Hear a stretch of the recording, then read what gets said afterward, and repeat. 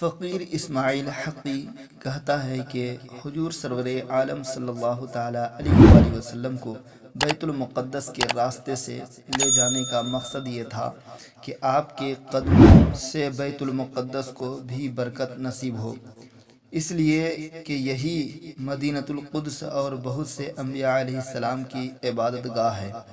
اسے حضور علیہ السلام کی برکات سے بھی متبرک کیا گیا۔ اس سے یہ ضروری نہیں کہ آپ کو بیت المقدس سے سفر کی سہولت مطلوب تھی، یہ تو قیاس الغائب علی الشاہد کی قبیلے سے ہے۔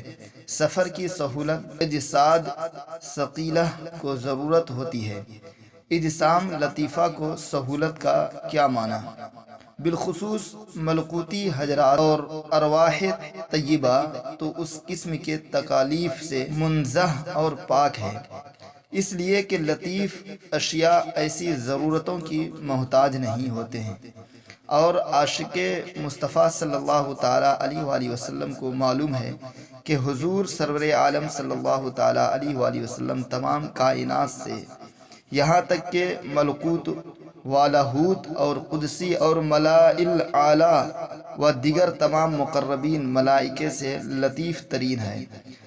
جسم شریف بھی روح مقدسہ کی طرح لطیف ہے۔ یہ وہابی دیوبندی یہ پارٹی کا رد ہے کہ وہ آپ کی بشریت کو کثیف سمجھتے ہیں، اور قاعدہ ہے کہ اجسام لطیفہ کے لیے کوئی شے حائل نہیں ہوتی، اور حضور سرور عالم صلی اللہ تعالیٰ علیہ وآلہ وسلم کے لیے کہنا کہ بیت المقدس کا سیدھا راستہ تھا اور ٹیڑھا راستہ اختیار نہ کرنا وغیرہ وغیرہ تکلفات رقیقہ ہے اور معراج کی مناسبت حال کی خلاف ہے۔ یہ مسئلہ بھی اپنے مقام پر مسلم ہے کہ حضرت عیسیٰ علیہ السلام قرب قیامت میں منارہ بیضا دمشق میں نزول اجلال فرمائیں گے۔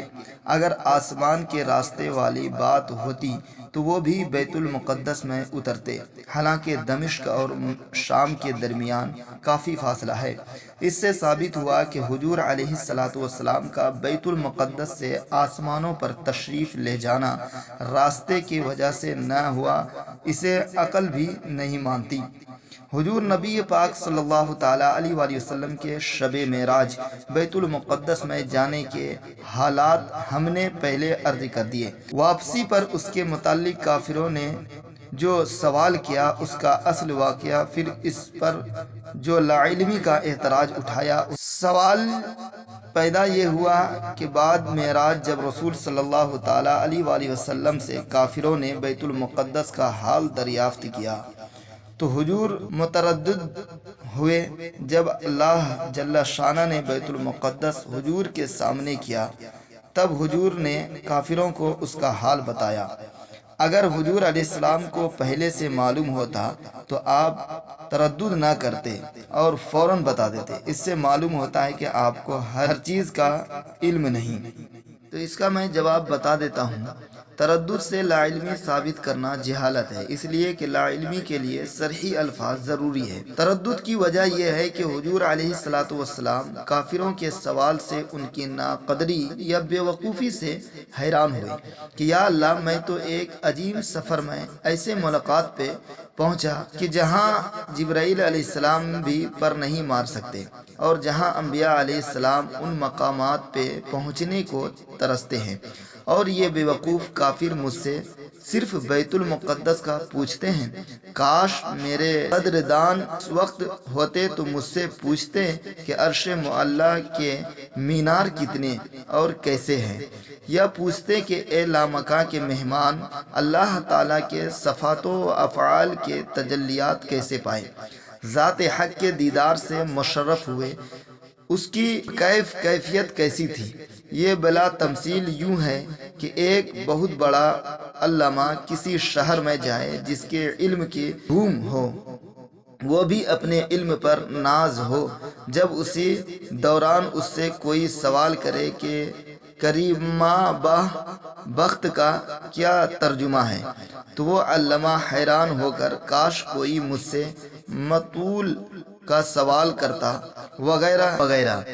حضور کو بیت المقدس کے متعلق ان باتوں کا علم تھا جو کفار نے دریافت کی تھی، پھر ان کا نہ بتانا یا متردد ہونا کسی حکمت پر مبنی یا اس طرف التفات نہ ہوگا۔ حدیث شریف میں موجود ہے کہ حضور بیت المقدس تشریف لے گئے اور یوں نہیں کہ سوار چلے جاتے تھے، راستے میں بیت المقدس پر گزرے اس کو پورے طور پر دیکھا ہی نہیں، بلکہ وہاں سواری یعنی براق سے اتر کر مسجد کے اندر تشریف لائے، پھر وہاں 2 رکعتیں تحیۃ المسجد پڑھیں، پھر باہر تشریف لائے۔ پھر جبرائیل علیہ السلام ایک برتن شراب کا ایک دودھ کا لائے، حضور نے دودھ کا پسند فرمایا۔ جبرائیل علیہ السلام نے کہا کہ آپ نے فطرت کو اختیار فرمایا ہے،